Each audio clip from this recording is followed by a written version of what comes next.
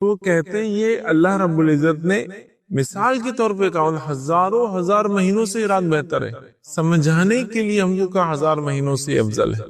اب اندازہ لگائیے 83 سال 4 مہینے کی ایک عبادت ہے، صرف ایک رات جاگنا، رات شروع ہوتی مغرب سے ختم ہوتی فجر پر، ٹھیک ہے؟ تو اگر اس کو ہم نے پا لیا اور مغرب سے لے کر فجر تک اللہ کی عبادت کر لی جو کرنا چاہیے اس رات کے اندر، تو گویا ہم نے کیا کیا 83 سال 4 مہینے کی عبادت کر لی۔ اور میں سمجھتا ہوں شاید اتنی عمریں ہر شخص کو ملے بھی نہ کہ وہ 80 83 سال جیے۔ اور تو اور یہ صرف ایک رات کی بات ہو رہی ہے، اور انسان اپنی زندگی میں اگر بالغ 10 سال میں ہو رہا ہے اور اس کے بعد 40 سال مطلب 30 سال اور جی رہا ہے، ٹوٹل عمر 40 سال پا رہا ہے، تو وہ اپنی زندگی میں یہ رات 30 مرتبہ پا رہا ہے۔ اور اگر 50 سال کی زندگی پا رہا ہے تو یہ رات اپنی زندگی میں 40 مرتبہ پا رہا ہے، اور اگر 60 سال کی زندگی پا رہا ہے تو یہ رات اپنی زندگی میں 50 بار پا رہا ہے، اور اگر اسی طرح 70 یا 80 سال کی زندگی جی رہا ہے تو 80 سال کے اندر 70 بار آتے پا رہا ہے۔ اور اس رات کے دیے جانے کی پیچھے ایک حکمت بھی علماء یہی بیان کرتے ہیں۔ کچھ مفسرین لکھتے ہیں اس کی حکمت یہ تھی، واقعہ یوں تھا کہ کچھ صحابہ آئے اور کہا اللہ کے رسول صلی اللہ علیہ وسلم، کچھ امتوں کی اور کچھ واقعات ہمارے سامنے ایسے آ رہے ہیں جن میں اتنی لمبی لمبی عمروں کے تذکرے آ رہے ہیں پچھلی امتوں کے، اور اتنی لمبی لمبی ایج اللہ نے عمریں ان کو دی تھی، ہم لوگ تو ان کے مقابلے میں خود آپ نے فرمایا کہ 60 سے 70 سال کی بیچ کی عمریں ہماری ہوں گی، تو پھر ہم کیسے ان کے برابر عبادت میں پہنچیں گے جبکہ وہ اتنی لمبی عمریں پا کر گئے ہیں؟ جیسے مثال کے طور پر نوح علیہ السلام نے 1000 کو 50 کم 950 سال اپنی قوم کو دعوت دی، تو 950 سال تو آپ کی زندگی ہوئی ہی کسی بھی حال میں، اس کے علاوہ اور کتنی تھی؟ تو یہ وہ پیریڈ ہے اس میں آپ نے دعوت دی اپنی قوم کو۔ اب ظاہر سی بات ہے جب اتنی لمبی لمبی عمریں اس زمانے میں ہوا کرتی کہ 900 سال 950 سال 1000 سال کے تعلق سے تذکرے آتے ہیں، تو پھر صحابہ کو لگا ہماری زندگی تو کچھ بھی نہیں ہے، 60-70 سال تو کچھ بھی نہیں ہے۔ تو تب علماء لکھتے ہیں کہ اللہ رب العزت نے کمپنسیشن کے طور پر کہ اس امت کو عمریں کم ملی ہے تو کمپنسیشن یہ دیا کہ شب قدر دے دو ان کو، تاکہ شب قدر پا کر 1 سال پالی 83 سال کا ثواب، ایک موٹا حساب 80 لے لیجیے، ڈیٹیل میں نہ جاتے 80 پکڑ لیجیے، 2 بار پالی 160 سال، 3 بار پالی انسان نے 240 سال، 4 بار پالی 320 سال۔ اب مجھے بتائیے 10 بار پالی 800 سال، 800 سال کی زندگی کیا ملنے والی ہے کیا؟ نہیں۔ اور 20 راتیں پالی 1600 سال، یہ تو ہم ایک دم رفلی کر رہے ہیں، یہ تو 83 سال 4 مہینے کو کریں گے تو وہ تو زیادہ ہو جائیں گے، اور اسی طرح 30 راتیں پالی تو 2400 سال۔ مطلب آپ صرف ثواب کو سوچئے، اتنی کم عمر میں بھی ہم اپنی عمر کو کم پاتے ہوئے بھی عبادت کو ملٹیپل ٹائمز کر سکتے ہیں، اور ہر سال شب قدر کو پا کر اپنی عمر کو کم ہوں گی، لیکن اس سے کئی درجے زیادہ اجر و ثواب اللہ تعالیٰ سے اس رات میں پا سکتے ہیں۔ لیکن یہ بھی بڑی افسوس کی بات ہے شب قدر ہمارے سماج میں کیسی منائی جاتی ہے۔ میں سمجھتا ہوں بہت زیادہ تفصیل میں جانے کی ضرورت نہیں ہے۔ شب قدر کا جو طریقہ اور نظم ہم نے بنا لیا ہے ہمارے سماج میں، وہ یہ ہے کہ شب قدر عموماً جنرلی بازاروں میں گھومنے پھرنے میں، مالز میں جانے میں، اسی طرح جو ہے گھر سے باہر سیر و تفریح کے اندر ضائع کی جاتی ہے، جبکہ رات مغرب سے شروع ہوتی ہے۔ ٹھیک ہے، ہم لوگ سمجھتے ہیں رات 12 بجے سے چالو ہوتی ہے، یہ انگلش کیلنڈر فالو کرتے ہیں نا، گریگورین، تو رات میں 12 بجے شروع ہوتی ہے، لہٰذا ہم سمجھ رہے کہ رات سے 12، ارے بھائی مغرب سے شروع ہو رہی ہے۔ تو آپ کے افطار کرنے سے لے کر مغرب کی نماز، عشاء کی نماز، وہ رات کی تراویح، اور اس کے بعد کی پوری رات فجر تک، یہ ساری چیزیں شب قدر کے اندر آ رہی ہیں۔ تو اس رات کو ہم کو صحیح یوٹیلائز کرنا ہے، یاد رکھیں۔ ایک تو اس کو تلاش کرنا ہے، ہم تلاش نہیں کرتے، اور ایک دن منا لیتے سیلف ڈیفائن ایک دن، اور اس کے منانے کا طریقہ یہ ہے کہ رات میں پہلے تو تیاریاں ہوتی ہیں کہ آج شب قدر ہے، کچھ نوجوان ہمارے کھیل کود کی پریکٹس کی تیاری کر لیتے، بیڈمنٹن ہے، شٹل کاک ہے اور فٹ بال ہے، کھیلیں گے تاکہ رات میں لوگوں کو تکلیف بھی دیں گے، خود تو عبادت نہیں کریں گے، دوسروں کو بھی نہیں کرنے دیں گے۔ کچھ کا یہ حال ہے کہ آج رات ہے تو گھومنے نکلیں گے، مغرب کے بعد کھانا اس ہوٹل میں ہوگا، کباب اس ہوٹل میں کھائیں گے، حلیم یہاں کھائیں گے، حریص وہاں کھائیں گے، روٹ اور بسکٹ وہاں اچھے ملتے ہیں، یہاں تندوری اچھی ملتی ہے. مطلب مغرب کے بعد، نماز کے بعد کھانے پینے کے سیشن شروع ہوتے ہیں اور عشاء تک جا کے تھوڑے بہت ختم ہوتے ہیں. پھر عشاء کی نماز تراوی پڑھ لی عشاء کے بعد، تراوی کا پھر بھوک ہماری بڑھ جاتی ہے، پھر لگے گھومنے پھرنے، 12-1 بجے تک کھانا پینا کیا اور گھر پر واپس آئے یا پھر تھوڑا مسجد میں پہنچ گئے، کچھ 2-4 رکعت نماز ہو گئی تو ہو گئی، کچھ تھوڑی بہت بات چیت ہو گئی، پھر دوستوں کے ساتھ مٹر گشتی ہو گئی، اور اس کے بعد پھر سحر کے لیے ہوٹلوں میں چونکہ رش ہوتا ہے، نمبر لگانے میں 2-3 گھنٹے ضائع ہوتے ہیں کہ بھائی آج شب قدر تھی، شہر تو باہر ہوٹل میں ہونا ضروری ہے، لہٰذا نمبر لگا کے کھڑے رہو، 2-3 گھنٹے وہاں لگائے، سحر کر کے گھر آئے، فجر کی نماز پڑھی اور سو گئے، اور یہ سوچ لیا ماشاءاللہ اب شب قدر کا ثواب ہم کو پورا مل گیا. تو منانے کا بھی انداز کتنا گھٹیا، کتنا بھونڈا، کتنا بیکار ہے. آپ سوچیے یہ ایک طرح سے بونس تھا جو ہماری لائف میں دیا گیا کہ اپنی کم عمر کو بھی مسلمانوں بونس لو. آخری امت ہونے کے بعد بھی تم یہ افسوس نہ کھاؤ کہ تمہاری عمریں کم ہے، بونس لے لو. 80 سال کا ثواب 83 سال ایک ایک رات میں لیتے جاؤ.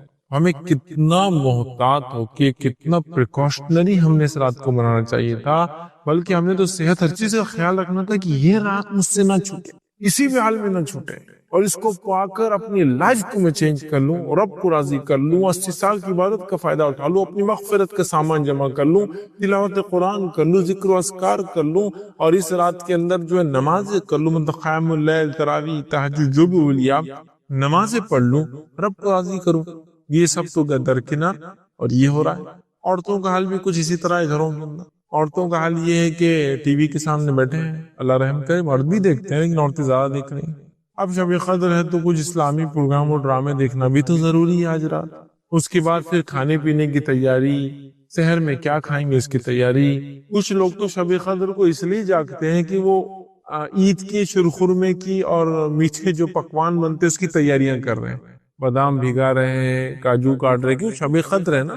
تو شب قدر میں شاید شرخرمے کا سامان بنے گا تو اس کا ثواب بھی 80 سال کی شرخرمے کا ملے گا، ایسا سوچ کے شاید میٹھے کی تیاریاں ہو رہی ہے، سیویاں ڈالی جا رہی ہے، میٹھے بن رہے ہیں، اس کی پریپریشن ہو رہی ہے. کچھ عورتیں سوچتی کہ چلو شب قدر دی گئی تو فائدہ اٹھا لے، کپڑوں میں برکت ہو جائیں گی شاید، تو مالز میں گھوم رہے ہیں، کپڑے خریدنے کے لیے جا رہے ہیں. ہاں، اور کئی راتوں کو، مطلب شب قدر 27 کو ایک تو منائی جاتی ہے عام طور سے، پھر 27، 28، 29. یہ بات میں آپ سے پوچھنے والا ہوں انشاءاللہ، شب قدر کیا 27 رات کو ہے؟ تو یہ بھی دیکھیے کہ ایک میں جو بتا رہا تھا، یہ بھی ایک بہت بڑی غلط فہمی ہے. ایک تو ہم 27 کو طے کرتے ہیں اور 27، 28، 29 بازاروں میں گھومنے میں لگاتے ہیں. اب سوال یہ، کیا یہ 27 ہی شب قدر ہے؟ کیا اس کو وہ کرنا ہے؟ تو یاد رکھ لیجیے، میری بات کو غور سے سنیے، 27 ہی شب قدر نہیں ہے، 27 بھی شب قدر ہو سکتی ہے.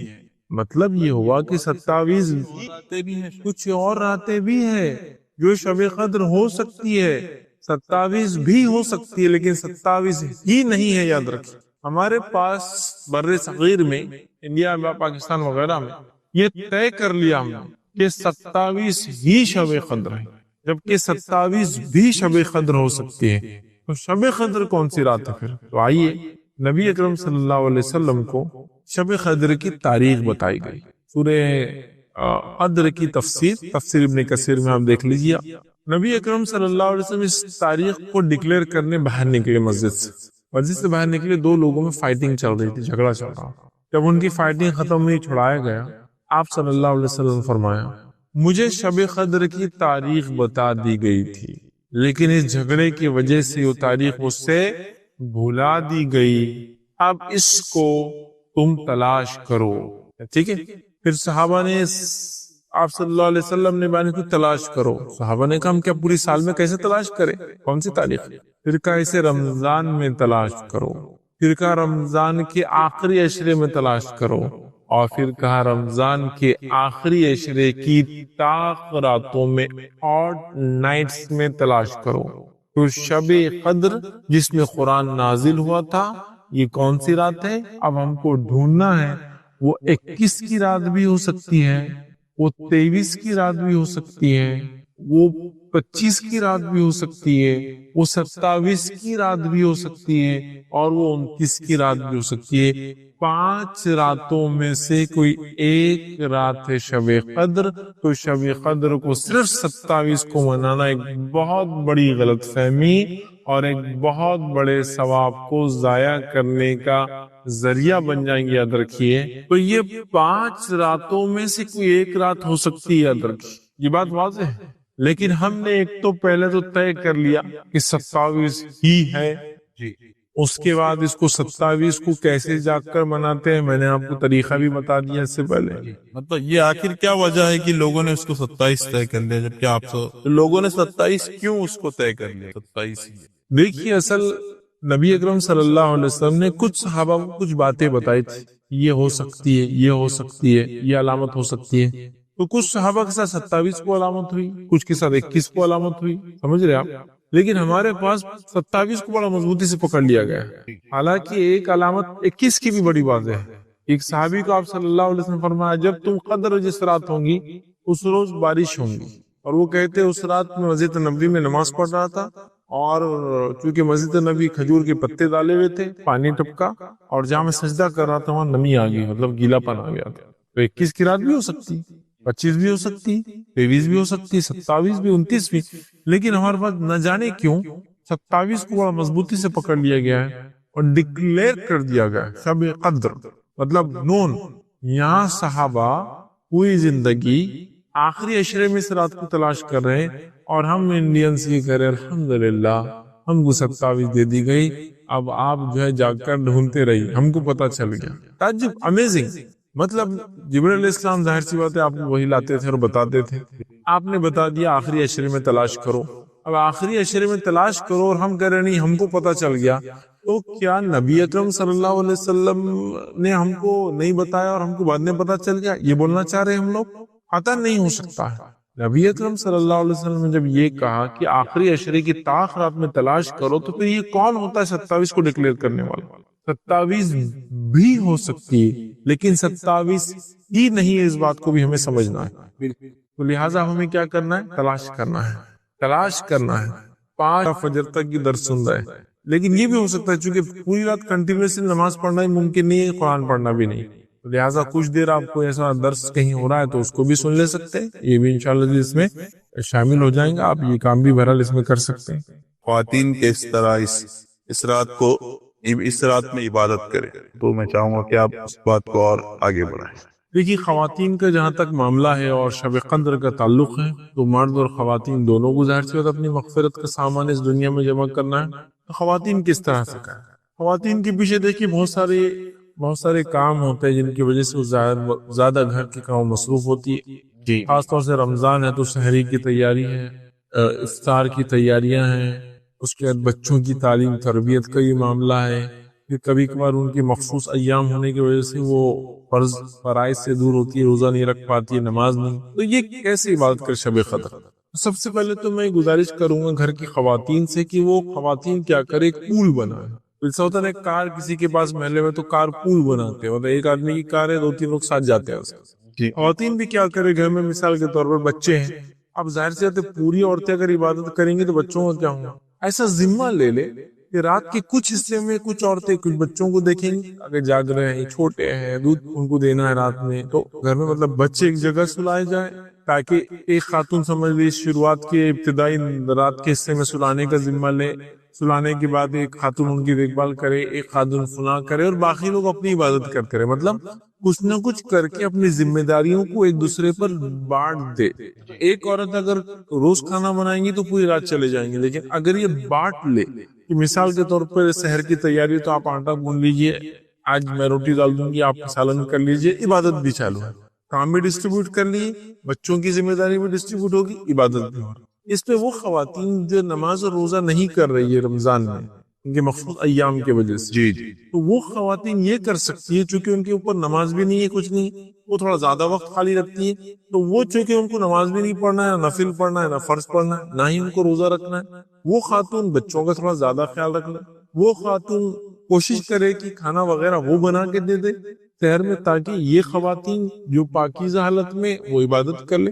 اسی طرح وہ خواتین جو اپنے مخصوص ایام میں ہیں، وہ روزہ نہیں رکھ رہی، نماز نہیں پڑھ رہی ہے، لیکن وہ ذکر اذکار کر سکتی ہے یاد رکھ، بالکل ان کو نماز سے منع کیا گیا، روزے سے، لیکن ذکر و اذکار سے نہیں یاد رکھ۔ ذکر و اذکار وہ اس حالت میں بھی کر سکتی ہے، اللہ کو راضی کر سکتی ہے، دعائیں کر سکتی ہے، مغفرت کی دعائیں کر سکتی ہے، استغفار کر سکتی ہے، توبہ کر سکتی ہے اللہ تعالیٰ سے، ٹھیک ہے، اور اللہ سے دعائیں مانگ سکتی ہے گڑگڑا کر، یہ ساری چیزیں تو ہو سکتی ہیں۔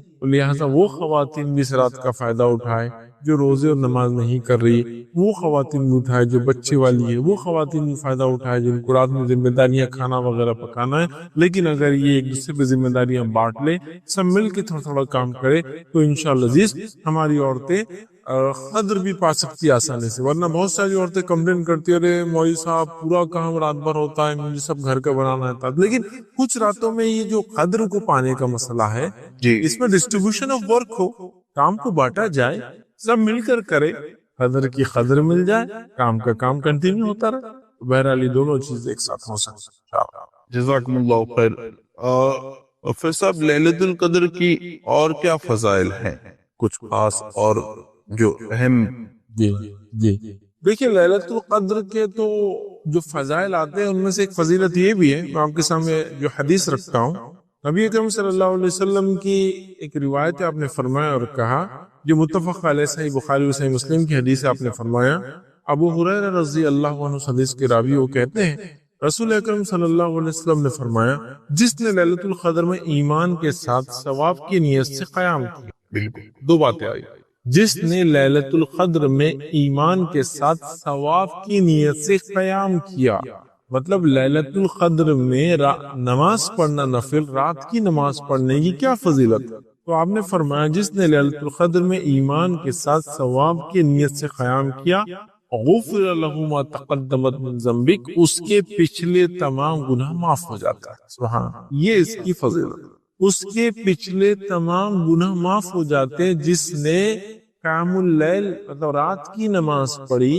شب قدر میں، اس کے پچھلے سارے گناہ معاف ہو جاتا ہے۔ یہ کتنی بڑی فضیلت ہے کہ جو شب قدر کو پا کر اس میں رات میں قیام کرے، نماز پڑھے، اس کے پچھلے گناہ معاف ہو جاتا ہے۔ تو اس سے پتہ چلا کہ شب قدر میں قیام کرنا یہ خاص عبادت ہے، جس کا نتیجہ یہ ہے کہ اگر قدر پا لی، قیام کر لیا، رات کی نماز پڑھ لی، تو اللہ رب العزت پچھلے سارے گناہوں کو معاف کر دیتا ہے۔ میں سمجھتا ہوں کتنی بڑی بات ہے، ایک تو 1000 مہینوں کی عبادت کا ثواب، پھر پچھلے سارے گناہ کی معافی کا ثواب، اس سے بڑا، اس سے گولڈن، اس سے اچھا آفر میں سمجھتا ہو ہی نہیں سکتا۔ پچھلے معاف کرا لو اور آنے والے 1000 مہینوں کا ثواب بھی پا لو، الحمدللہ، ڈبل آفر۔ بالکل تو شب قدر کو پانا ہے، خاص طور سے نماز پڑھنا ہے، قیام کرنا ہے، تو پچھلے سارے گناہ معاف ہوتے ہیں، لیکن کنڈیشن شب قدر ہو، ایمان کے ساتھ ہو، اور اس نیت سے انسان جو ہے خالص نیت کے ساتھ، یہ کیا فرمایا، ثواب کی نیت سے قیام کرے۔ آپ نے بتایا پچھلے گناہ معاف ہو جاتے، تو پچھلے گناہ معاف ہونے سے مراد کیا ہے؟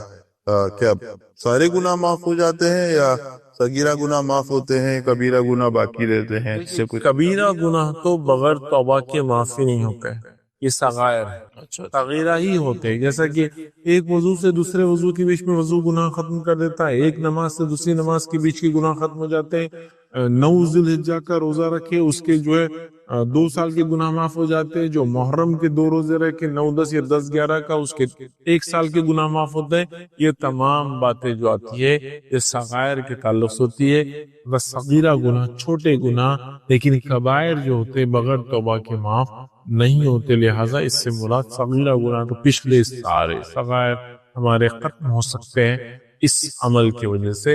اللہ عالم بالصواب، علماء کے اس میں اور بھی اقوال ہے، لیکن جو صحیح وہ یہی بات ہے کہ پچھلے سارے چھوٹے گناہ انشاءاللہ ہمارے اس میں معاف ہو جائیں۔ جزاکم اللہ خیر۔ فیض صاحب، لیلۃ القدر میں کیا کوئی ایسی کوئی خاص دعا اللہ کے رسول صلی اللہ علیہ وسلم نے ہمیں بتائی ہے جو ہمیں پڑھنی چاہیے؟ شب قدر میں دعا کے تعلق سے ایک روایت اس طرح سے آتی ہے، یہ جامع ترمذی کی روایت ہے، مائی عائشہ رضی اللہ عنہا فرماتی اور کہتی ہے کہ نبی اکرم صلی اللہ علیہ وسلم سے انہوں نے سوال کیا کہ اگر میں شب قدر پا لوں تو کون سی دعا پڑھوں؟ تو نبی اکرم صلی اللہ علیہ وسلم فرمایا اور کہا کہ تم یہ کہو، اور دعا کے الفاظ یہ، اللہم انک عفو، یا اللہ تو معاف کرنے والا ہے. دیکھ، اللہم انک عفو تحب العفو فاعف عنی، اے اللہ تو معافی کو پسند کرنے والا ہے، معاف کرنے والا ہے، اور معافی کو پسند کرتا ہے، اور میرے گناہوں کو تو معاف کر. یہ دعا سکھائی، اللہم انک عفو تحب العفو فاعف عنی، اے اللہ تو معاف کرنے والا ہے، معافی کو پسند کرتا ہے، لہٰذا مجھے معاف کر دے. یہ خاص دعا نبی اکرم صلی اللہ علیہ وسلم نے سکھائی کہ اگر کوئی شخص شب قدر پائے اس دعا کو وہ ضرور بھی ضرور پڑھے تاکہ ہمارے گناہ معاف ہو جائے. جی جزاکم اللہ خیر. اس دعا کے الفاظ سے تو ایسا لگتا ہے کہ یہ سب سے بڑی مغفرت والی رات ہے. اس کے الفاظ میں ہر لفظ میں معافی کا ہی لفظ ہے. یا اللہ تو معاف کرنے والا ہے، معافی کو پسند کرتا ہے، لہٰذا مجھے معاف کر دے. ظاہر سی بات ہے یہ رات اپنی مغفرت کی بھی ہم بنا سکتے ہیں، اور یہ دعا ہم کر رہے ہیں. یہ دعا خود بتا رہی ہے کہ اس رات میں ہم اللہ سے دعا کر کے مغفرت بھی طلب کر سکتے ہیں. بالکل. جزاکم اللہ خیر. عورتوں کے تعلق سے آپ نے بتایا کہ وہ کس طرح اس رات کی عبادت کریں، کس طرح اپنے کام کو ڈیوائیڈ کر لیں، پھر وہ عبادت میں مشغول رہیں. مردوں کے ساتھ بھی کچھ اس طرح کا مسئلہ پیش آتا ہے. اس رات کو لوگ چاہتے تو ہیں جاگنا، پر لیکن مجبوری کی وجہ سے نہیں جاگ پاتے. جیسے کچھ لوگ ہیں نوکری پیشہ، اب انہیں روز دوسرے دن صبح 7 بجے کی ڈیوٹی کرنی ہے یا 9 بجے کی ڈیوٹی کرنی ہے، تو وہ رات میں جاگیں گے تو ظاہر سی بات ہے کہ ڈیوٹی پہ نہیں جا پائیں گے. تو ایسے لوگوں کے لیے کس طرح جاگے وہ رات، یا وہ ایک رات جاگ لیے تو کافی پڑے گا یا 5 رات جاگنی پڑے گی؟ دیکھیے، جہاں تک مسئلہ یہ ہے کہ وہ لوگ جو نوکری پیشہ ہے، ڈیوٹیز ہے، جابس ہے، وہ کیا کریں. تو اس میں 2-3 سلوشن ہو سکتا. پہلا یہ کہ جو لوگ جاب اورینٹڈ لوگ ہیں، جاب کرتے ہیں، کام کرتے ہیں کسی کے پاس، وہ کوشش یہ کرے کہ اپنا روٹین چینج کر دے. فار ایگزامپل وہ رات میں سوتے ہیں، صبح جاب کو جاتے ہیں، ٹھیک ہے. کوشش یہ کرے کہ رات میں جتنا ہو سکتے جاگے، تھوڑا کم سوئے، صبح اٹھ کے جاب کر کے آئے، اور جاب کے بعد پھر اپنی نیند کو پوری کرنا. ایک طریقہ یہ بھی ہو سکتا ہے. لیکن پوری رات جاگ کر تو کوئی جاب نہیں کر سکتے، یہ بات اپنی جگہ طے ہے. لیکن اگر روٹین ہی پورا چینج کر دیا جائے تو یہ ہو سکتا ہے. مطلب ہے کہ انسان ظہر کے بعد سے یا سویا سب تک اثر پڑے، پھر اس کے بعد سویا مغرب، پھر اس کے بعد پھر جاگے، پھر رات بھر عبادت کرے، پھر صبح ڈیوٹی کرے، چینج. دوسرا یہ ہو سکتا ہے جن لوگوں کو سہولت ہے، میں کہتا ہوں چھٹی لے لیجیے 5 دن. لوگ پتہ نہیں بیماریوں کے بہانہ کر کے جھوٹی چھٹیاں لیتے ہیں. یہ تو موقع ہے چھٹی لینے کا. آپ اپنے باس کو کہہ دیں کہ باس میں ہر سال رمضان کے آخری اشرے میں 5 چھٹیاں لوں گا. میری جو ایئرلی جو ہوتی ہے، کچھ لوگوں کی ایئرلی لیوز ہوتی ہے جو لیپس ہو جاتی ہے، مطلب ہر مہینے 2 چھٹیاں ہوتی ہے، ایک ہوتی ہے نہیں، یہ تو وہ سال بھر جمع ہو جاتی ہے پھر ختم ہو جاتی ہے. رمضان میں لے مجھے 5 چھٹیاں مجھے لینا ہے، اس لیے کہ مجھے شب قدر کو ضائع نہیں کرنا ہے، اور چھٹی میں لے سکتا ہوں، مجھے سہولت. یہ کام کرے. کچھ لوگ ایڈجسٹمنٹس کریں، مطلب کچھ لوگ ایسا ایڈجسٹمنٹ کرے کہ رات بھی جاگ لے، دن میں کام بھی ہو جائے. لیکن ایسا کوئی شخص ہے جو رات بھر، اس کو اب سوال ہی نہیں آتا کہ وہ رات میں جاگے اور دن میں کام بھی کرے، ممکن نہیں ہے. تو ایسے لوگوں کے لیے بھی کچھ باتیں ہیں میں آپ کے سامنے رکھتا ہوں، کچھ حدیثیں آپ کے سامنے رکھتا ہوں کہ ایسے لوگ کس چیز کا فائدہ اٹھا سکتے ہیں. جی. اور دیکھیے، جاگنا تو چاہیے رمضان میں آخری عشرے میں، لیکن یہ بیچارے شب قدر میں جاگ کر نہیں پا سکتے ہیں، اس رات میں ثواب حاصل نہیں کر پا رہے.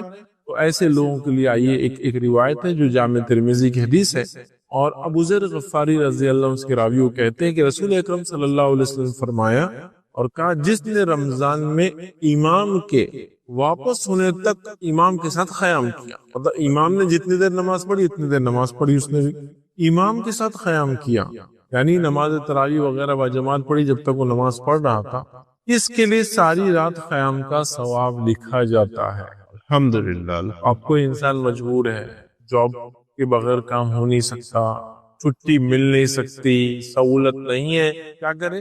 رات میں امام کے ساتھ مکمل قیام کرے، پھر سو جائے. انشاءاللہ فجر میں اٹھیں گا، فجر میں اٹھنا ضروری ہے ورنہ نہیں ملیں گا پھر ثواب. فجر میں اٹھ جائیں گا تو انشاءاللہ اس کو رات بھر عبادت کا ثواب ملے گا، لیکن یقیناً اتنا نہیں ملے گا جتنا جو پوری رات جاگ رہا ہے اور قیام بھی کر رہا ہے اس کو ہوگا. یہ تو لوگ رات میں قیام بھی کرے، رات میں جاگ رہے، ان کو تو زیادہ ہی ہوگا. لیکن دل چھوٹا نہ کرے ایسے لوگ جو ممکن نہیں ہے، سب کوئی بیمار ہے گھر میں، نہیں جا سکتا رات بھر، صبح جانا ہے ہاسپٹل میں رہنا ہے ان کے ساتھ، تو رات میں قیام کر لے پھر سو جائے، انشاءاللہ اس کو پوری رات اجر ملے گا۔ اسی طرح ایک اور روایت ہے، صحیح مسلم کی روایت ہے، عثمان بن عفان رضی اللہ عنہ فرماتے اور کہتے ہیں کہ رسول اللہ صلی اللہ علیہ وسلم کو انہوں نے فرماتے ہوئے سنا، جس نے عشاء کی نماز با جماعت ادا کی گویا اس نے نصف رات قیام کیا، اور جس نے عشاء با جماعت ادا کرنے کے بعد صبح کی نماز مطلب فجر کو با جماعت پڑھ لیا گویا اس نے ساری رات قیام کیا۔ تو یہاں یہ پتا چلا کہ جو عشاء پڑھ لے، ٹھیک ہے، سو جائے اور پھر فجر پڑھ لے تو پوری رات قیام کرنے کا اجر مل جاتا ہے۔ لہذا شب قدر کے لیے بھی تو یہ لاگو ہے، لیکن ہاں جو رات میں جاگ کر عبادت کرے اس کو تو اسپیشل پریویلیج، اسپیشل ثواب ہے، لیکن جو لوگ مجبور ہیں وہ دل چھوٹا نہ کرے، رات میں عشاء پڑھے، قیام کرے، صبح فجر پڑھے، انشاءاللہ عزیز انہیں بھی جو ہے رات بھر جاگنے کا ثواب ملیں گا۔ اور پھر اللہ تعالیٰ تو نیتوں کو دیکھتا ہے، جس کی نیت خالص تھی کہ وہ اللہ کے لیے عبادت کرے لیکن نہیں کر پایا، تو بھی اللہ رب العزت انشاءاللہ عزیز اس کے فضل، جود اور کرم سے اس کو بھی اجر شب قدر کا دے سکتا ہے۔ جزاکم اللہ خیر۔ آپ نے بتایا کہ جب تک امام قیام کرے، جب تک رات میں جب تک امام قیام کرتا ہے تب تک قیام کرے، پھر اس کے بعد سو جائے، پھر فجر کی نماز با جماعت پڑھے تو انشاءاللہ اس کو پوری رات عبادت کرنے کا ثواب ملے گا۔ تو عام طور پہ دیکھا گیا کہ شب قدر میں تراویح کی نماز تو عشاء کی نماز کے بعد ہو جاتی ہے، بٹ لیکن وتر کی نماز ہے جو آخری پہر میں پڑھی جاتی ہے، وہ بھی جماعت کے ساتھ۔ تو اب ایسا شخص وتر کی نماز تک کا انتظار کرے یا تراویح کی نماز پڑھ کے سو جائے؟ ویسے اگر کسی جگہ ایسا ہوتا ہے کہ رات میں قیام کے بعد وہ وتر کی نماز لیٹ پڑھتے ہیں، لیکن اب یہ صاحب کو تو سونا ہے، صبح جاب کو جانا ہے، وہ کیا کرے، امام کے ساتھ جتنی اتنی پڑھ لے، پھر اپنی وتر پڑھ کے پھر سو جائے، کیونکہ وتر پڑھے بغیر نہ سوے، ورنہ ہو سکتا ہے سحر میں لیٹ ہو جائے، وتر چھوٹ جائے، اور وتر یہ جو ہے بہت اہم نماز ہے، تو لہٰذا وہ کیا کرے، امام کے ساتھ پورا قیام کرے، اس کے بعد اپنی وتر پڑھے، اور پھر اس کے بعد انشاءاللہ عزیز۔ جزاکم اللہ خیر۔ آپ سب شب قدر کے تعلق سے ہم نے کئی باتیں دیکھی، یہ اتنی اہم رات ہے اور 1000 مہینوں کی عبادت سے بہتر ہے۔ اب کوئی شخص ایسا ہے جس کے سامنے یہ رات آئی، جس نے یہ رات پائی اور پھر بھی اس سے فائدہ نہیں اٹھایا، سو گیا، سستی غفلت نہیں کرنا ہے، تو ایسے شخص کے لیے کیا وعید ہے؟ دیکھیے ایسا شخص جو شب قدر کو پا کر فائدہ نہ اٹھائے وہ بد نصیب انسان۔ آئیے، یہ میں نہیں کہہ رہا ہوں، نبی اکرم صلی اللہ علیہ وسلم کی ایک روایت، ایک حدیث دیکھتے ہیں، اور حدیث کے الفاظ اس طرح سے ہیں، یہ ابن ماجہ کی روایت ہے۔ انس بن مالک رضی اللہ عنہ فرماتے اور کہتے ہیں کہ رمضان آیا تو رسول اکرم صلی اللہ علیہ وسلم نے فرمایا، اگر رمضان آتے ہی آپ نے فرمایا، یہ آخری عشرے کا انتظار نہیں ہو رہا ہے، شب قدر کی اہمیت پتہ چلا، رمضان آیا تو آپ صلی اللہ علیہ وسلم نے صحابہ سے فرمایا، یہ جو مہینہ تم پر آیا ہے اس میں ایک رات ایسی ہے جو قدر اور منزلت اہمیت کے اعتبار سے 1000 مہینوں سے افضل اور بہتر ہے۔ جو شخص اس کی سعادت حاصل کرنے سے محروم رہا وہ ہر بھلائی سے، ہر خیر سے محروم رہا۔ اور پھر فرمایا، نیز فرمایا، آگے فرمایا، لیلۃ القدر کی سعادت سے صرف بد نصیب ہی محروم رہتا ہے۔ تو جو لیلۃ القدر کی سعادت سے محروم رہا وہ تمام خیر سے محروم رہا، مطلب وہ ہر قسم کے خیر سے وہ دور ہو گیا تھا۔ تو یہاں نبی اکرم صلی اللہ علیہ وسلم فرما رہے ہیں کہ شب قدر کو پا کر یا نہ پانے والا تمام خیر سے محروم رہتا ہے، اور شب قدر کو نہ پانے والا بد نصیب ہے، اس لیے کہ بد نصیب سے ہی یہ رات چھینی جاتی ہے۔ اللہ اکبر۔ تو بد نصیب ہے وہ شخص جس کو شب قدر تو ملے اپنی زندگی میں، لیکن وہ بد نصیب ہر سال شب قدر کو یوں ہی ضائع کرتا چلے جائے، اس سے فائدہ نہ اٹھا پائے۔ لہٰذا اگر اللہ نے یہ موقع مجھے اور آپ کو دیا ہے شب قدر کا، ہم شب قدر کو پکڑ لے، تھام لے، اور اس رات کو بالکل ضائع نہ ہونے دے، ایک منٹ ویسٹ نہ ہونے دے، پری پلان کرے، پہلے سے تیاری کرے، آرگنائزڈ وے میں کرے، پوری تیاری کے ساتھ کہ آفس، جاب، ہر چیز کو مینج کرتے ہوئے کسی کو تکلیف بھی نہ ہو، اور میری عبادتیں بھی چلتی رہے، چونکہ اپنی عبادت کو دوسروں کی تکلیف کی وجہ تو ہم نہیں بنا سکتے، لہٰذا ہم سب کچھ کرے اور لیلۃ القدر کو بالکل نہ چھوڑے، اس لیے کہ وہ بد نصیب وہ انسان، نبی اکرم صلی اللہ علیہ وسلم فرما رہے جس نے اس کو پایا خیر پا لیا، جس نے اس کو ضائع کیا تمام اچھائی خیر سے محروم رہا اور ایک بد نصیب سے رات چھین لی جاتی ہے. تو بد نصیب ہے وہ شخص جس کو اتنا بڑا گولڈن آفر ملے اور کیوں نہ ہو. آپ کو اگر کوئی آفر دے کہ ایک دن کام کرو، ایک رات کام کرو اور 80 سال کی تنخواہ لے جاؤ، تو آپ اگر پھر بھی کام نہ کرے تو اس سے بڑا بیوقوف کون ہو سکتا ہے؟ 80 ایئرس کی سیلری آپ کو دینے کو تیار ہو صرف ایک دن کام کرنے پر. رات ایک دن نہیں، معاف کرنا، ایک رات. تو صرف تو کہا بد نصیب ہے، ایک شفٹ کا کام کرو اور 80 سال کی سیلری لے جاؤ. بیوقوفی ہے نا وہ شخص جو ایسا چھوڑ رہا ہے موقع. دیسی بھی اسلم فرما رہے تمام خیر سے محروم رہا جس نے اس رات کو پا کر عبادت نہ کی، رب کو راضی نہ کی، فائدہ نہ اٹھایا، اور ایک بد نصیب سے رات چھین لی جا رہی. مطلب تمام خیر سے محروم ایک بد نصیب انسان ہی ہو سکتا ہے. لہٰذا ہمیں اس رات کو پورا انتظام اور نظم کر کے اس کو پانا ہے، اس میں عبادت کرنا ہے، رب کو راضی کرنا ہے، تلاوت قرآن، قیام اللیل، ذکر اذکار، دعائیں، مغفرت کی دعائیں، اس ساری چیزیں کر کے ہم کو ایڈجسٹ کر کے اس رات کو پا کر اس کا فائدہ اٹھانا ہی ہے. یاد رکھیں. جزاکم اللہ خیر. اسی طرح کوئی شخص رمضان کو پالے اور اس سے فائدہ نہ اٹھائے تو اس شخص کے لیے کیا ہوئی؟ دیکھیے یہ تو شب قدر کو پائے، اس سے فائدہ نہ اٹھائے، اس کا کیا ہوگا؟ اب اگر کوئی شخص رمضان کا مہینہ پائے اور اس سے فائدہ نہ اٹھا پائے تو اس کا کیا ہوگا؟ یہ تو ایک رات رمضان کی چھوڑ رہا ہے شب قدر. تو یہ حال ہے، رمضان کا مہینہ پا کر اگر کوئی شخص چھوڑ دے اس کا کیا ہوگا؟ حدیث آپ کے سامنے رکھتا ہوں. دیکھیے حدیث میں اس طرح سے الفاظ ہے. نبی اکرم صلی اللہ علیہ وسلم فرمایا، کعب رضی اللہ عنہ فرماتے اور کہتے ہیں کہ رسول اکرم صلی اللہ علیہ وسلم نے صحابہ سے فرمایا کہ ممبر لاؤ. آپ کا ممبر لایا گیا، ممبر لے کر آئے. جب نبی اکرم صلی اللہ علیہ وسلم پہلی سیڑھی چڑھے تو فرمایا آمین، پھر دوسری سیڑھی چڑھے فرمایا آمین، پھر تیسری سیڑھی چڑھے فرمایا آمین.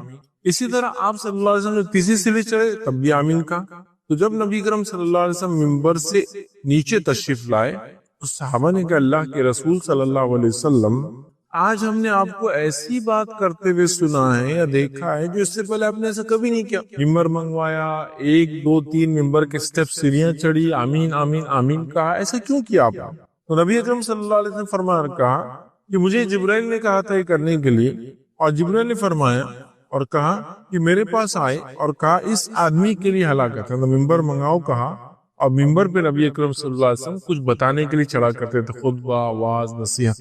تو جبرائیل علیہ السلام نے حکم دیا کہ ممبر پر چڑھو. جب میں پہلی سیڑھی پر چڑھا تو جبرائیل علیہ السلام نے مجھ سے کہا اس آدمی کے لیے ہلاکت ہے، بربادی ہے جس آدمی کو رمضان کا مہینہ مل جائے اور وہ پا کر اپنے گناہوں کی بخشش اور معافی حاصل نہ کر سکے. اور جبرائیل نے مجھ سے کہا کہو آمین، تو میں نے کہا آمین. پھر جب میں دوسری سیڑھی پر چڑھا تو جبرائیل نے مجھ سے کہا ہلاکت ہے اس شخص کے لیے جس کے سامنے آپ کا نام لیا جائے اور وہ آپ پہ درود نہ بھیجے، کہو آمین، تو میں نے کہا آمین. اور جب میں تیسری سیڑھی چڑھا تو جبرائیل نے مجھ سے کہا خرابی، ہلاکت ہے، بربادی ہے اس کے لیے، برائی اس شخص کے لیے جس کو اس کے والدین میں سے دونوں یا دونوں میں سے کوئی ایک بڑھاپے کی حالت میں مل جائے اور وہ ان کی اطاعت کر کے، خدمت کر کے، فرمانبرداری کر کے اپنی مغفرت میں کرا سکے. کہو آمین، تو میں نے کہا آمین. تو اس روایت میں نبی اکرم صلی اللہ علیہ وسلم نے بد دعا دی اس شخص کے لیے جس کو رمضان جیسا مہینہ مل جائے اور اس کے بعد وہ رمضان میں اپنے رب کو عبادت کر کے، دعائیں کر کے، مغفرت کا لفظ اپنے رب سے مغفرت نہ حاصل کر سکے اس مہینے کو پا کر بھی، تو وہ بدبخت ہے، بد نصیب ہے، بے نصیب ہے، ہلاکت کا مستحق ہے وہ شخص جو رمضان کا مہینہ پائے اور اپنی مغفرت کا سامان اس مہینے میں جمع نہ کر سکے. دوسرے الفاظ میں کہوں تو روایت اس چیز کی طرف اشارہ کریے، روایت یہ اشارہ کرے اس مہینے میں یہ صلاحیت ہے، اللہ نے اس کو ایسا بنایا ہے کہ اس میں اپنی مغفرت کا سامان جمع کیا جا سکتا ہے. تبھی تو جو اس مہینے کو پا کر مغفرت کا سامان نہیں جمع کر رہا اس کے اوپر بد دعا کے الفاظ ہلاکت ہے اس شخص. ہلاکت ہے کہا جا رہا ہے. کیوں ہلاکت کہا جا رہا ہے؟ اس لیے کہ اس مہینے میں وہ صلاحیت ہے کہ اس میں اپنے رب کو راضی کر سکتے ہیں، جو نہیں کر رہا اس لیے اس کو بد دعا دی جا رہی ہے. جی اب غور کیجئے اس روایت پر، بد دعا کے الفاظ کس کے ہیں؟ جبرائیل علیہ السلام. جبرائیل آئے، ممبر لاؤ کہا، خود ہی کہا لعنت ہے اس شخص پہ، ہلاکت ہے اس شخص کے لیے جس کو رمضان کا مہینہ۔ تو بددعا کے الفاظ ہیں جبرائیل امین کے، جو کہ اپنے دل سے کچھ نہیں کہتے، وہی کہتے ہیں کہ ان کا رب ان کی طرف وہی کرتے ہیں۔ تو جبرائیل علیہ السلام جس کو روح الامین، روح القدس، روح کہا جاتا ہے، جبرائیل کہا جاتا ہے، جبریل کہا جاتا ہے، بددعا کے الفاظ جبرائیل علیہ السلام کے ہیں جو کہ فرشتوں کے سردار ہے، بے شک۔ اور آمین کے الفاظ ان کے ہیں جو انسانوں کے سردار ہیں، الحمدللہ، جن کو اللہ رب العزت نے رحمت للعالمین کہا۔ بددعا کے لیے آمین کے الفاظ رحمت للعالمین کے ہیں، اور بددعا دینے والے شخصیت فرشتوں کے سردار ہیں۔ اندازہ لگائیے کتنی بڑی ہلاکت ہے اس شخص کے لیے کہ جس کو جبرائیل علیہ السلام بددعا دے، پھر نبی اکرم صلی اللہ علیہ وسلم بددعا پہ آمین کہے، تو میں سمجھتا ہوں کوئی معمولی بددعا نہیں۔ نبی کا بددعا دینا کوئی معمولی بددعا نہیں ہے۔ جبرائیل علیہ السلام اپنے دل سے کوئی بات نہیں کرتے ہیں، بالکل۔ جبرائیل علیہ السلام اپنے دل سے کوئی بات نہیں کرتے ہیں، وہ وہی کہتے ہیں جو اللہ ان کو کہتا ہے، حکم دیتا ہے کرنے کا۔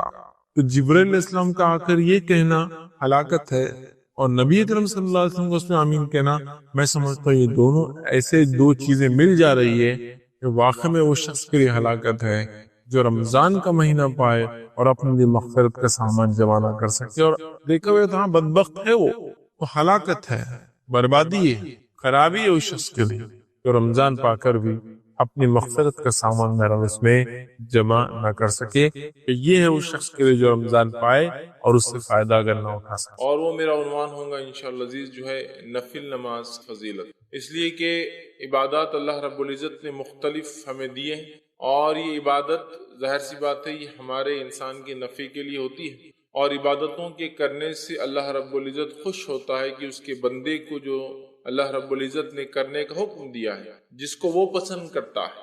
ظاہر سی بات اللہ تعالیٰ نے ہمیں وہی کام کرنے کا حکم دیا جس کو وہ پسند کرتا ہے، اور انہی کاموں سے روکا ہے جس کو ناپسند۔ تو لہٰذا بندہ جب وہ کام کرتا ہے جو اس کا رب اس کے لیے پسند کرتا ہے تو اس کا رب اس کے بدلے میں اس کو بہت سارے فائدے دیتا ہے۔ تو گویا عبادت کرنے سے ایک تو اللہ کی رضا حاصل ہوتی ہے اور دوسرا ہمارا اپنا فائدہ ہوتا ہے، سمجھ رہے آپ؟ تو کوئی بھی عبادت جو ایک مومن بندہ اپنی زندگی میں کرتا ہے تو اس کا ایک فائدہ تو یہ ہے کہ وہ اپنے رب کو راضی کرتا ہے، اس کا رب اس سے خوش ہوتا ہے، اور پھر اس کو اجر الگ سے ملتا ہے۔ مطلب اللہ رب العزت جس عمل سے خوش ہوتا ہے اگر وہ ہمیں کہہ دیتا یہی کرو تو ہمیں تو کرنا پڑتا ہے، چاہے اجر ملے یا نہ ملے، لیکن ہمیں فائدہ یہ ہوتا ہے کہ ہم اللہ کی عبادت کرتے ہیں اور اس کے ساتھ ساتھ اجر اور فائدہ بھی اٹھے۔ تو لہٰذا ہمیں چاہیے کہ بالخصوص نفل نماز، اس لیے کہ ہم جانتے ہیں اسلام کے اندر جو بنیادیں ہیں، اس کے جو ارکان ہیں، وہ بنیادیں جس کو ہم کہتے ہیں عام زبان میں وہ 5 ہیں۔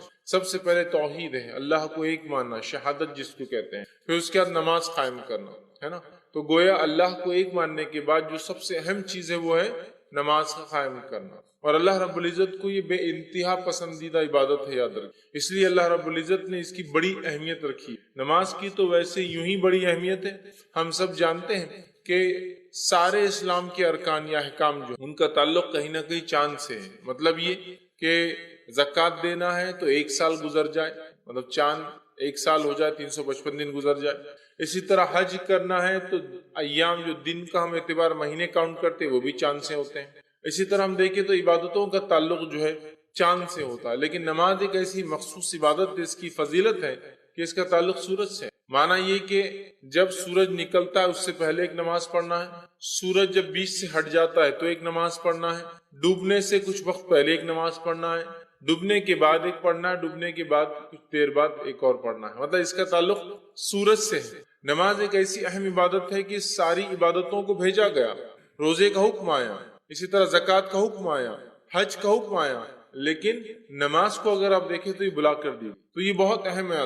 تو نماز ویسے ہی بڑی اہم عبادت، لیکن آج میں جس عبادت کے تعلق سے بات کر رہا ہوں وہ نفل نماز ہے۔ مطلب نماز میں وہ نماز جو ہم پر فرض نہیں ہے، اور جو بھی نماز ہم پر فرض نہیں یاد رکھیے وہ نفل میں شامل ہوتی ہے، جو بھی نماز فرض نہیں ہے وہ نفل میں۔ تو لہٰذا ہم جو ہے اللہ کا قرب حاصل کرے عبادت کے ذریعے، ایک تو اس سے ہم اللہ کے قریب ہوتے ہیں، اور دوسرا فائدہ یہ ہوتا ہے ہمیں اجر اور ثواب ملتا ہے، آخرت کے اعتبار سے بہت ساری خوبیاں اور بھلائیاں مجھے اور آپ کو حاصل ہوتی، یاد رکھیں۔ تو لہٰذا ہم کوشش کریں کہ خوب ڈٹ کر ہم اللہ تعالیٰ کی عبادت کریں، خوب ڈٹ کر جتنا ہو سکتا ہے، جیسے ہو سکتا ہے اللہ کی عبادت کرنے کی ہم کوشش کریں، اس لیے کہ ہمارا رب اس سے راضی ہوتا ہے ہم سے، اور بہت سارے دوسرے فائدے بھی ہمیں ملتے ہیں۔ تو آئیے آج جو میں آپ کے سامنے بات رکھوں گا وہ ہے نفل نماز کی، کہ نفل نماز کے پڑھنے سے کیا فائدے ہوتے ہیں، فضیلت سے آپ بات سمجھ، اس سے کیا فوائد ملتے ہیں، کیا چیزیں انسان کو حاصل ہوتی ہے دنیاوی اعتبار سے اور اخروی اعتبار سے، ٹھیک ہے؟ تو آئیے نفل نماز کی کیا فضیلت ہے، اس سے کیا فائدے حاصل ہوتے ہیں، وہ میں آج آپ کے سامنے چند فائدے نفل نماز کے رکھوں گا۔ لیکن یقیناً یہی فائدے نہیں، اس کے علاوہ بھی بہت سارے فائدے قرآن اور سنت میں آتے ہیں۔ جب انسان کسی عبادت کو جو سر فرض نہیں ہے وہ کرتا ہے، اس کا رب اس سے راضی ہوتا ہے، ٹھیک ہے؟ تو لہٰذا یہی وہ عبادت نہیں، ٹھیک ہے، مطلب نفل کے صرف یہی فضائل نہیں ہے، اس کے علاوہ بھی نفل کے جو ہے کئی فضائل جو ہے کتاب اور سنت کے اندر آتے ہیں، لیکن اس میں سے کچھ چنندہ فضائل میں آج آپ کے انشاءاللہ جو ہے کوشش کروں گا۔ تو آئیے اپنے عنوان کو ہم آگے لے کر چلتے ہیں اور چند فضائل دیکھتے ہیں۔ اس سے پہلے ہم نفل کسے کہتے ہیں وہ دیکھ لیتے ہیں۔ تو نفل اس کام کو کہتے ہیں جو ایک مسلمان پر فرض نہ ہو، نفل اس کام کو کہتے ہیں جو ایک مسلمان پر فرض نہ ہو اور اپنی خوشی سے اس کام کو وہ انجام دے، سمجھ رہے آپ؟ تو نمازوں کی دو قسم ہوں، ایک فرض نماز اور دوسری نفل نماز۔ اس نفل میں سنت بھی شامل ہے، اس نفل میں سنت موقدہ شامل ہے، اس نفل میں وطر شامل ہے، اس نفل میں چاشت، توابین اور جو نماز تہجد اور جتنی نماز سب اس میں شامل، سمجھے آپ بات کو؟ تو نمازوں کی دو ہی قسمیں ہوتی ہیں عموماً، فرض اور نفل۔ نفل کے اندر پھر بہت ساری اقسام ہیں، وہ نفل جو اللہ کے رسول نے کبھی پڑھی اور کبھی چھوڑی وہ سنت بن گئی، وہ نفل جس کو ہمیشہ پڑھا وہ سنت موقدہ بن گئی، سمجھ رہے آپ؟ تو نفل اور فرض، تو وہ نماز جو ہم پر فرض نہیں ہے اور ایک مومن جو ہے پڑھتا ہے تو وہ نفل میں کاؤنٹ ہوتی ہے، پھر اس کے اندر ساری چیزیں آپ وہ کر لیں۔ اللہ رب العزت نے قرآن میں سورہ بقرہ سورہ نمبر 2 آیت نمبر 184 میں 184 میں اللہ نے فرمایا کہا فَمَن تَطَوَّعَ خَيْرًا فَهُوَ خَيْرٌ لَهُ، کہ اللہ فرماتا کہتا ہے اور جو شخص اپنی خوشی سے زیادہ بھلائی کرے تو اس کے لیے بہتر ہے۔ نفل کا معنی یہ ہے کہ وہ عمل جو انسان خوشی سے کرے، جو اس کو آخرت کے اعتبار سے خیر لائے۔ تو نفل میں سمجھتا ہوں یہ بات اس کی واضح ہو گئی کہ وہ چیز جو فرض سے ہٹ کر ہو، اور بندہ جو ہے اللہ تعالیٰ کو راضی کرنے کے لیے جو عمل کرتا ہے اس کو جو ہے نفل کہتے ہیں، یاد رکھیے۔ اور اس اعتبار سے تمام نمازیں جو فرض سے ہٹ کر ہے اس میں شامل ہوتی ہے، اور فرض نمازوں کی جو رکعتیں ہوتی ہیں وہ 17 رکعتیں ہوتی ہیں، یاد رکھیے، جو ہم پر فرض ہیں۔ فجر کی 2 رکعت، ظہر کی 4 رکعت، عصر کی 4 رکعت، مغرب کی 3 رکعت اور عشاء کی 4 رکعت، کل ہوئے یہ جو ہے 17 رکعتیں، یاد رکھیے، یہ ہم پر جو ہے فرض ہے، یاد رکھیے۔ اور اس کے علاوہ جو ہم پڑھتے ہیں وہ نفل ہے، اور نفل کی مختلف اقسام یاد رکھیے، اور بہت ساری نمازیں ہیں جو نبی اکرم صلی اللہ علیہ وسلم نے ہمیں بتائی جو نفل ہے اور جس کے بڑے ثواب جو احادیث کے اندر آتے ہیں، یاد رکھیے۔ چاہے پھر وہ فجر کے بعد جو ہے صلاۃ الضحیٰ کا معاملہ ہو، اشراق، چاشت یا اوابین جسے کہا جاتا ہے، یا اس کے بعد مختلف نمازیں جو نمازوں سے پہلے اور نمازوں کے بعد پڑھی جاتی ہے، یا اس کے علاوہ بھی انسان جو زائد اپنی طرف سے کرنا چاہے، یہ ساری چیزیں نفل ہے اور اس کے بڑے ثواب ہے، بڑا اجر یاد رکھیے۔ بھائی نفل نماز کے کیا فضل، چند فضیلتیں آپ کے سامنے میں 2 سے 5 فضیلتیں جو رکھتا ہوں، بہت زیادہ نہیں، تاکہ اس سے نفل نماز کے ہمیں پتہ چلے۔ اور الحمدللہ ایک موسم ہم پر آنے والا ہے